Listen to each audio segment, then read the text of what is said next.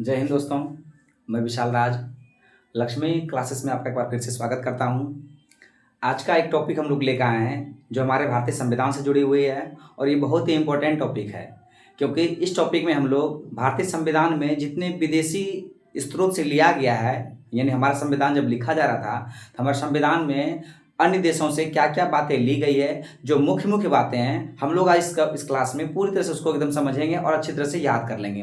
क्योंकि ये जो टॉपिक है, यह टॉपिक है भारतीय संविधान में विदेशी स्रोत से प्राप्त शक्तियाँ, यानी भारतीय संविधान के स्रोत ये वही स्रोत है जो कि विदेश से ग्रहण किया गया है। आपको बता दें, जब हमारा भारतीय संविधान लिखा जा रहा था तो टोटल 10 देश, यानी कुल 10 देशों से उनकी जो इम्पोर्टेंट, यानी जो अच्छी अच्छी बातें थी उनके संविधान में, वहाँ से ये भारतीय संविधान में ग्रहण किया गया, यानी भारतीय संविधान में उसको लिखा गया है। इसके अलावा जो भी बातें हैं वो हमारा भारत शासन अधिनियम 1935 का जो कानून था उसी से सारे बातें को संविधान में लिखा गया है। यानी भारतीय संविधान में जो लिखा गया बातें, जो लिखने में जो समय लगा है, जो वक्त लगा है 2 वर्ष 11 माह 18 दिन, उनमें जो है कुछ बातें विदेशी देशों से ग्रहण की गई है और बाकी जो है हमारे भारतीय संविधान का जो भारत शासन अधिनियम 1935 था उससे पूरी तरह से लिया गया है।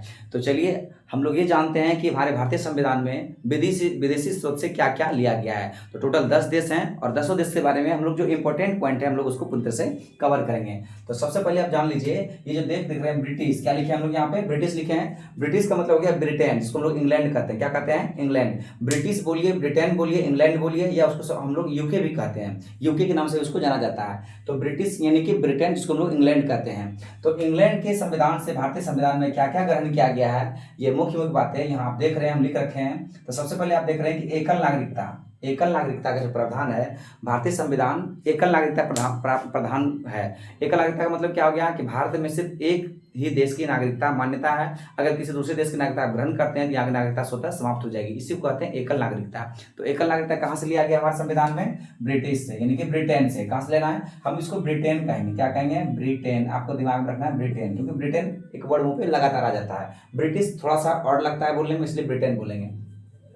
एकल नागरिकता कहां से ली गई है? ब्रिटेन से ली गई है। इसके बाद देख रहे हैं संसदीय प्रणाली। क्या है ये? संसदीय प्रणाली, यानी संसद का जो भी रूपरेखा तैयार किया गया है, संसद भवन जो देख रहे हैं आप, उसका संसदीय प्रणाली जो भी है, उसका बैठक वगैरह वगैरह जो भी होती है, उनमें कितना कॉरम वगैरह है, जो पूर्ति होता है, गण पूर्ति, या संसद को चलाने का जो तौर तरीके हैं, उसको बोलते हैं संसदीय प्रणाली। तो संसदीय प्रणाली कहाँ से ली गई है? तो ब्रिटेन से ली गई है। पहला क्या बताया आपको? एकल नागरिकता। एकल नागरिकता कहाँ है? ब्रिटेन। संसदीय प्रणाली ब्रिटेन। इसके बाद संसदीय विशेषाधिकार। संसदीय विशेषाधिकार मतलब जितने भी संसद हैं उनको जितने भी विशेष रूप से अधिकार दिया जाता है उसको कहते हैं संसदीय विशेषाधिकार। और संसदीय विशेषाधिकार संविधान में कहां से लिया गया है? ये लिया गया हमारा ब्रिटेन से, इसको लोग इंग्लैंड कहते हैं, ब्रिटेन या इंग्लैंड। इसके बाद विधि का शासन। विधि का शासन मतलब कानून। विधि मतलब क्या होता है? कानून, लॉ जिसको बोलते हैं हम लोग। यानी हमारे भारत में जो शासन चलता है, किसके शासन चलता है? विधि से, यानी कानून से। यानी कानून से हमारा देश का शासन व्यवस्था को चलाया जाता है, उसको बोलते हैं हम लोग विधि का शासन। तो ये जो विधि का शासन है ये कहाँ से लिया गया है? तो विधि का शासन लिया गया हमारा ब्रिटेन से। आपको इस बात को भी याद रखना है। इसके बाद देख रहे हैं विधि निर्माण प्रक्रिया।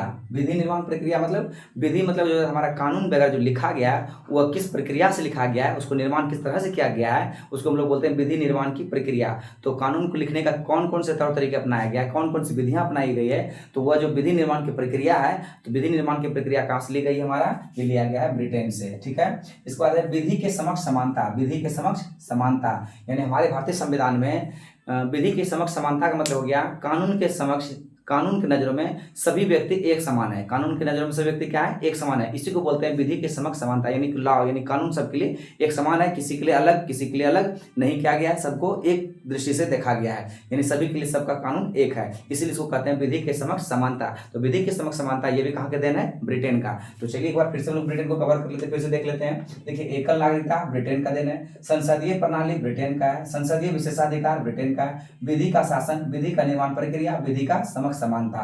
तो विधि से संबंधित जो भी बातें हैं, विधि का शासन, विधि का निर्माण प्रक्रिया, विधि के समक्ष समानता, ये तीनों वर्ड जो आपका कहां से लिया गया है? ब्रिटेन से। इसके बाद में एकल नागरिकता, संसदीय शासन प्रणाली और संसदीय विशेषाधिकार, यानी ये सभी बातें हमारा कहां से लिया गया है? ये ब्रिटेन से। इसको दूसरा देश देख रहे हैं आप, यूएसए, जिसको लोग बोलते हैं अमेरिका। इसको क्या कहते हैं? USA, United state of America, यानी कि उसको लोग कहते हैं अमेरिका। तो देखिए कि अमेरिका से जो लिया गया है ये मुख्य मुख्य बातें ली गई है, जिससे हमारा मौलिक अधिकार क्या लिया गया है, मौलिक अधिकार। आपको बता दें भारतीय संविधान का जो फंडामेंटल राइट देता है, मौलिक अधिकार है, ये हमारा लिया गया अमेरिका के संविधान से। कहां से लिया गया है, अमेरिका के संविधान से। इसके बाद में सर्वोच्च न्यायालय, आप सुप्रीम कोर्ट जो जानते हैं इसको लोग बोलते हैं SC, यानी कि सुप्रीम कोर्ट। क्या बोलते हैं इसको, सुप्रीम कोर्ट, यानी कि सर्वोच्च न्यायालय। सर्वोच्च न्यायालय जो हमारे देश में आप देख रहे हैं, ये हमारे अमेरिका के संविधान से ग्रहण किया गया है। वहां भी सर्वोच्च न्यायालय की व्यवस्था की गई, उसी तरह से हमारे भारतीय संविधान में भी सर्वोच्च न्यायालय की व्यवस्था की गई है। इसको हम लोग बोलते हैं सर्वोच्च न्यायालय, इन सुप्रीम कोर्ट, ये हमारे अमेरिका के संविधान से ग्रहण किया गया। उसके बाद में न्यायिक पुनरावलोकन, न्यायिक पुनरावलोकन इसका मतलब क्या हो गया, अगर हमारा संविधान यानी हमारा न्यायालय जो है किसी भी मुकदमे पर या किसी भी मुकदमा अगर चल रहा हो और उसका निर्णय दे दिया गया हो, क्या दिया हो, निर्णय यानी फैसला सुना दिया गया हो, तो हमारे भारतीय संविधान में यह अधिकार दिया गया है कि उस दिए गए फैसले को पुनर्विचार किया जा सकता है, यानी फिर से उसका अवलोकन कर सकते हैं कि कहीं कुछ गलतियां या किसी वजह से कोई तरह दिक्कत हो गया हो, तो उसको बोलते हैं न्यायिक पुनरावलोकन। यानी किसी निर्णय को ले लिया गया है, निर्णय सुना दिया गया और फिर से उस निर्णय को वापस उस पर पुनर्विचार के लिए अगर देखा जाए, पुनर्विचार किया जाए, तो उसको बोलते हैं न्यायिक पुनरावलोकन। तो न्यायिक पुनरावलोकन की बात कहाँ से ली गई हमारे संविधान में, ये आपका हो गया अमेरिका के संविधान से। न्यायिक पुनरावलोकन कहाँ हो गया, अमेरिका। इसके बाद है संविधान की सर्वोच्चता, संविधान की सर्वोच्चता, यानी कि हमारे देश में आपको पता है कि सबसे ऊपर किसको रखा गया है, संविधान को। संविधान से ऊपर कुछ भी नहीं है। तो संविधान की सर्वोच्चता की जो बात करती है, ये हमारे अमेरिका के संविधान से ग्रहण किया गया है। तो संविधान की सर्वोच्चता जो है ये कहां से लिया गया है, अमेरिका से। इस पर राष्ट्रपति पर महाभियोग, राष्ट्रपति पर महाभियोग का तात्पर्य क्या हो गया, आपको बता दें कि राष्ट्रपति जब किसी को लगता है कि राष्ट्रपति अपने कर्तव्यों का निर्वहन सही ढंग से नहीं कर रहा है, या लगता है राष्ट्रपति कोई देशद्रोह वाला काम कर रहा है, तो ऐसी स्थिति में संसद लोग राष्ट्रपति पर महाभियोग चलाते हैं। महाभियोग मतलब है कि राष्ट्रपति को पद से हटाने की प्रक्रिया, यानी राष्ट्रपति को पद से किस प्रकार से हटाया जाता है, उस प्रक्रिया को महाभियोग कहते हैं। तो राष्ट्रपति पर महाभियोग का जो बातें ली गई है, कहां से लिया गया है, ये लिया गया है आपका अमेरिका के संविधान से। तो राष्ट्रपति पर महाभियोग कहां से लिया गया है, अमेरिका के संविधान से। आप इसको याद रखिएगा। इस बार उपराष्ट्रपति का पद, उपराष्ट्रपति का पद, यानी हमारे भारतीय संविधान में जो उपराष्ट्रपति है, यानी राष्ट्रपति से नीचे का जो पद उपराष्ट्रपति है, ये हमारे भारतीय संविधान में अमेरिका के संविधान से ग्रहण किया गया है। यानी कि उपराष्ट्रपति का पद, यानी भारतीय संविधान में उपराष्ट्रपति का एक पद होगा, ये बातें जो है अमेरिका के संविधान से ग्रहण किया गया है। तो आपको ये दोनों बातें रखना है कि राष्ट्रपति पर महाभियोग कहां से लिया गया है, अमेरिका से, और उपराष्ट्रपति का पद यानी कि राष्ट्रपति को हटाने का तरीका अमेरिका से लिया गया है, और उपराष्ट्रपति बनाने का तरीका ये भी अमेरिका से लिया गया है। उपराष्ट्रपति को बनाया जा रहा है और राष्ट्रपति को हटाया जा रहा है, ये दोनों प्रक्रिया बातें कहां से लिया गया है, अमेरिका से। इसके बाद प्रस्तावना, आपको पता है कि भारतीय संविधान की आत्मा प्रस्तावना को कहते हैं। भारतीय संविधान की आत्मा किसे कहते हैं, प्रस्तावना को। और ये जो प्रस्तावना लिया गया है, ये कहां से लिया गया है, प्रस्तावना लिया गया आपका अमेरिका से। याद रखिएगा, प्रस्तावना कहां से लिया गया है, अमेरिका से। प्रस्तावना क्या कहते हैं, भारतीय संविधान की आत्मा कहते हैं, ठीक है। प्रस्तावना को भारतीय संविधान की आत्मा कहते हैं, और ये कहां से लिया गया, अमेरिका से। अमेरिका को फिर से लोग रिकॉल करते हैं, अमेरिका से क्या लिया गया है, मौलिक अधिकार, सर्वोच्च न्यायालय, न्यायिक पुनरावलोकन, संविधान की सर्वोच्चता, राष्ट्रपति पर महाभियोग, उपराष्ट्रपति का पद और प्रस्तावना, ये सभी बातें कहां से ली गई है, अमेरिका के संविधान से लिया गया है। इसका तीसरा देश जो आप देख रहे हैं, ये आपका है कनाडा। ये क्या है, कनाडा।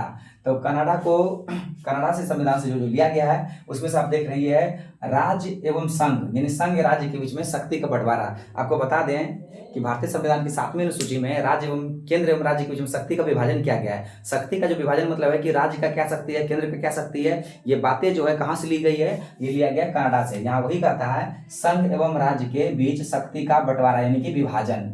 संघ एवं राज्य के बीच में शक्ति का बंटवारा है, यानी संघ की क्या शक्तियां हैं, राज्य की क्या शक्तियां, दोनों की शक्तियों जो बांटा गया है उसको बोलते हैं संघ एवं राज्य शक्ति का बंटवारा, यानी कि विभाजन। और ये कहां से लिया गया है, ये आपका कनाडा से लिया गया है। इसके बाद में संघात्मक व्यवस्था, संघात्मक व्यवस्था मतलब संघात्मक शासन व्यवस्था, यानी आपको पता है कि भारतीय संविधान में संघ और केंद्र ये बात होता है। तो संघात्मक शासन व्यवस्था जो आपको पता है, हेड क्या है, सेंटर है, उसके बाद में हमारा राज्य आता है। तो पूरी तरह से सेंट्रल का पहला कानून बनता है, उसके बाद में राज्य का बनता है। तो उसको बोलते हैं सबसे ऊपर का होता है संघ होता है, इसलिए बोलते हैं संघात्मक शासन व्यवस्था।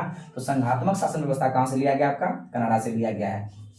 इसके बाद अवशिष्ट शक्तियां, अवशिष्ट शक्तियां का मतलब हो गया कि संविधान में बहुत सारे अधिकार है, शक्तियां, पावर है, तो उसको बोलते, विशेष जो पावर दिया गया उसको बोलते हैं अवशिष्ट शक्तियां। और अवशिष्ट शक्तियां जो लिया गया है वो कहां से लिया गया है, कनाडा से। कहां से लिया गया, ये कनाडा से। राज्यपाल का पद, राज्यपाल का पद यानी भारतीय संविधान में जो राज्यपाल आप देख रहे हैं, हर प्रत्येक राज्य में एक राज्यपाल है, वो जो राज्यपाल का जो पद का बात करते हैं वो हमारे कनाडा की देन है, यानी कनाडा के संविधान से हमारे संविधान में ग्रहण किया गया है। इसके बाद में जीएसटी का स्वरूप, अभी आप लोग जानते हैं कि जीएसटी एक टैक्स है, गुड एंड सर्विस टैक्स। क्या बोलते हैं इसको? Good and service tax, good and service tax. इसका मतलब हो गया जीएसटी का फुल फॉर्म हो गया गुड एंड सर्विस टैक्स। और ये क्या है? जीएसटी का स्वरूप कहाँ से लिया गया? आपका कनाडा से लिया गया। जीएसटी का स्वरूप, देखिए जीएसटी का स्वरूप ये कनाडा से है और जीएसटी का प्रावधान ये दूसरे देश का है। जीएसटी का स्वरूप कहाँ का हो गया? कनाडा का। और जीएसटी का प्रावधान बात करेंगे ये हो जाएगा आपका फ्रांस का। ये ध्यान रखिएगा, जीएसटी से दो प्रश्न बनता है, एक है जीएसटी का स्वरूप यानी जीएसटी किस प्रकार का होना चाहिए, उसका रूपरेखा किस प्रकार होना चाहिए, उसको बोलते हैं जीएसटी का स्वरूप। ये कहाँ से एक बात है? तो ये आपका हो गया आपका कनाडा का। और बात करेंगे जीएसटी का प्रावधान यानी जीएसटी को लागू जो किया गया है जो हमारे संविधान भारत में, वो जीएसटी का जो प्रावधान किया गया है वो आपका देख रहे हैं आप फ्रांस का है। कहाँ का देना है? फ्रांस का। तो फ्रांस का बात करेंगे हम लोग। फ्रांस में दो बातें हम लोग यहाँ लिखे हैं, गणतंत्रात्मक शासन। क्या है? गणतंत्रात्मक शासन व्यवस्था। ये आप लोग जान रहे हैं कि भारतीय संविधान में कैसी व्यवस्था है ये गणतंत्रात्मक यानी लोगों का शासन चलता है, इसे बोलते हैं गणतंत्रात्मक शासन व्यवस्था। तो गणतंत्रात्मक शासन व्यवस्था कहाँ से ली गई है? फ्रांस से ली गई है। और जीएसटी का प्रावधान भी कहाँ से लिया गया है? फ्रांस से। देखिए जीएसटी का स्वरूप कहाँ का है? कनाडा का। और जीएसटी का प्रावधान कहाँ का है? ये फ्रांस का है। ये दोनों बात को आपको याद रखना है।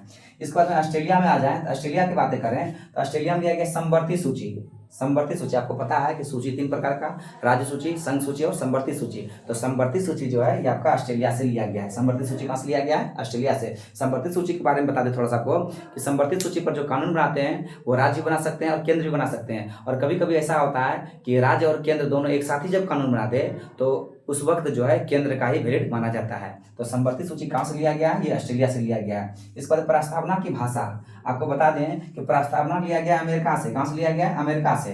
प्रस्तावना जो शब्द है प्रस्तावना ये अमेरिका से लिया गया है, लेकिन प्रस्तावना की जो भाषा है ये भाषा कहाँ से ली गई है? आपकी ऑस्ट्रेलिया से। दोनों क्वेश्चन को याद रखिए, प्रस्तावना अमेरिका से और प्रस्तावना की भाषा ऑस्ट्रेलिया से। प्रस्तावना की भाषा कहाँ से? ऑस्ट्रेलिया से। अब है केंद्र राज्य का संबंध। केंद्र राज्य का संबंध, देखिए एक था केंद्र राज्य में शक्ति का बंटवारा जो कि आपका कनाडा का संविधान से लिया गया। केंद्र यानी संघ एवं राज्य का शक्ति का बंटवारा यानी विभाजन जो है ये कनाडा से। और यहाँ का था केंद्र एवं राज्य का शक्ति का जो संबंध है ये आपको कहाँ से लिया गया? ये लिया गया ऑस्ट्रेलिया से। केंद्र राज्य शक्ति का संबंध दोनों बीच में क्या क्या संबंध है ये आपका हो गया ऑस्ट्रेलिया से। इसके बाद संसद का संयुक्त बैठक। संसद का संयुक्त बैठक, आपको बता दें भारतीय संविधान में कभी कभी ऐसा होता है कि राज्यसभा लोकसभा दोनों मतलब जब विघटन हो जाता है, ये लोकसभा विघटन होने लगता है, ऐसा कुछ भी होता है तो संयुक्त अधिवेशन बुलाया जाता है। क्या बुलाया जाता है? संयुक्त अधिवेशन, उसको बोलते हैं संयुक्त बैठक। ये आपका कहाँ से लिया गया है? ऑस्ट्रेलिया से लिया गया है। इसके बाद में आयरिश, आयरिश मतलब बोलोगे आयरलैंड, आयरलैंड याद रखना है आपको। आयरिश का मतलब हो गया आपका आयरलैंड। आयरिश का मतलब क्या हो गया? आयरलैंड। आयरलैंड से क्या क्या लिया गया है? आप देख रहे हैं कि नीति निर्देशक तत्व। क्या है ये? नीति निर्देशक तत्व कहाँ से लिया गया है? आयरलैंड से लिया गया है। राष्ट्रपति के निर्वाचन की रीति यानी कि तरीका, राष्ट्रपति का निर्वाचन एकल संक्रमणीय मत प्रणाली के द्वारा होता है, अप्रत्यक्ष रूप से। यानी अप्रत्यक्ष एकल संक्रमणीय मत प्रणाली एक तरीका है वो राष्ट्रपति को चुनने का, उसी को बोलते हैं राष्ट्रपति के निर्वाचन की रीति। राष्ट्रपति के निर्वाचन की रीति ये कहाँ से लिया गया है? आयरलैंड से। आपको बता दें राष्ट्रपति को हटाने का तरीका जिसको बोलते हैं महाभियोग वो लिया गया अमेरिका से। और राष्ट्रपति को निर्वाचन की रीति यानी उसका तरीका जो लिया गया कहाँ से लिया गया है? वो आयरलैंड से। राष्ट्रपति निर्वाचन तरीका क्या कहलाता है? अप्रत्यक्ष एकल संक्रमणीय मत प्रणाली। अप्रत्यक्ष एकल संक्रमणीय मत प्रणाली ये आपका रीति यानी तरीका। उसके बाद में राज्यसभा के 12 सदस्यों का मनोनयन। राज्यसभा के 12 सदस्य, आपको बता दें भारतीय संविधान में राज्यसभा जो है राज्यसभा के 12 सदस्यों का जो मनोनयन यानी चुनाव करते हैं वो राष्ट्रपति करते हैं। वो कहाँ से संविधान से लिया गया है? वो आयरलैंड के संविधान का देन है। यानी राज्यसभा के जो 12 सदस्य का मनोनयन करते हैं वो राष्ट्रपति करते हैं और वो कहाँ से लिया गया? ये आयरलैंड से लिया गया है। इसके बाद आप देख रहे हैं जापान। जापान से क्या लिया गया है? तो जापान है विधि द्वारा स्थापित प्रक्रिया। क्या है? विधि द्वारा स्थापित प्रक्रिया यानी कानून के द्वारा किसी भी प्रक्रिया को हम लोग स्थापित कर सकते हैं। ये कहाँ से लिया गया? आपका जापान से। विधि के समक्ष समानता, देखिए क्वेश्चन था आपका विधि के समक्ष समानता, वो था ब्रिटेन का। विधि द्वारा स्थापित प्रक्रिया कहाँ का? ये जापान का। माफ कीजिएगा लाइट कट गया है, बस 2 पॉइंट बचा हुआ इसलिए हम इसको कवर कर लेंगे। तो विधि द्वारा स्थापित प्रक्रिया का कहाँ हो गया? जापान का। अब इसके बाद देख रहे हैं जर्मनी। जर्मनी में क्या है आपका? आपात उपबंध। क्या है? आपात उपबंध यानी कि आप देख रहे हैं जो आपात उपबंध हमारे संविधान में लगता है 3 प्रकार का, वो राष्ट्रपति शासन या इस समय में जो लगता है राष्ट्रपति शासन वगैरह से जानते हैं जो आप, उसको बोलते हैं आपात उपबंध। ये आपका जर्मनी से लिया गया। जर्मनी से याद रखना है आपात उपबंध। इसके बाद देख रहे हैं दक्षिण अफ्रीका। दक्षिण अफ्रीका में आपका संविधान संशोधन संशोधन। क्या है? संविधान संशोधन। आप संविधान संशोधन के बारे में जितनी भी चर्चाएं करते हैं हम लोग, संविधान संशोधन ये हुआ, संविधान संशोधन वो हुआ, तो संशोधन की बातें कहाँ से ली गई है? ये दक्षिण अफ्रीका से लिया गया है। इसके बाद आप देख रहे हैं कि रूस। क्या है? रूस। रूस से क्या लिया गया? आपका मौलिक कर्तव्यों का प्रावधान। हमारा फंडामेंटल राइट्स कहाँ से लिया गया है? अमेरिका से, यानी मौलिक अधिकार लिया गया अमेरिका से। और फंडामेंटल ड्यूटी यानी कि मौलिक कर्तव्य, तो मौलिक कर्तव्य की बात करेंगे तो ये रूस से। कहाँ से लिया गया है? रूस से। मौलिक कर्तव्य रूस से, मौलिक अधिकार अमेरिका से। मौलिक अधिकार अमेरिका से, मौलिक कर्तव्य रूस से। तो इस प्रकार से आप देख रहे हैं कि हमारे भारतीय संविधान में जो भी विदेशी स्रोत हैं ये 10 देश हैं, और 10 देश से ये टोटल यानी ये बातें ग्रहण की गई है। आप इस वीडियो को 2 बार 3 बार चला कर अच्छी तरह से देख लें, और जितनी बातें हम बोल रहे हैं उसको आप अच्छी तरह से कॉपी में लिख लें, और इसको 1 से 2 बार अच्छी तरह से पढ़िएगा, आपको दिमाग में बैठ जाएगा। इससे बाहर संविधान में विदेशी स्रोत से क्वेश्चन नहीं देखने के लिए मिलता है। ये बहुत ही इंपॉर्टेंट टॉपिक है, इसलिए आप इसको अच्छी तरह से देख लें। तो आज का क्लास थोड़ा सा गड़बड़ा गया है, लाइट नहीं है, बारिश स्टार्ट हो गया है इसलिए लाइट कट गई है। तो आप इसको अच्छी तरह से समझ लिए। आई होप ये वीडियो आपको अच्छा लगा। इस चैनल को सब्सक्राइब करें, वीडियो को लाइक करें, ज़्यादा दोस्तों में ज़्यादा शेयर करें। आज क्लास में इतना ही। जय हिंद, जय भारत, जय बिहार।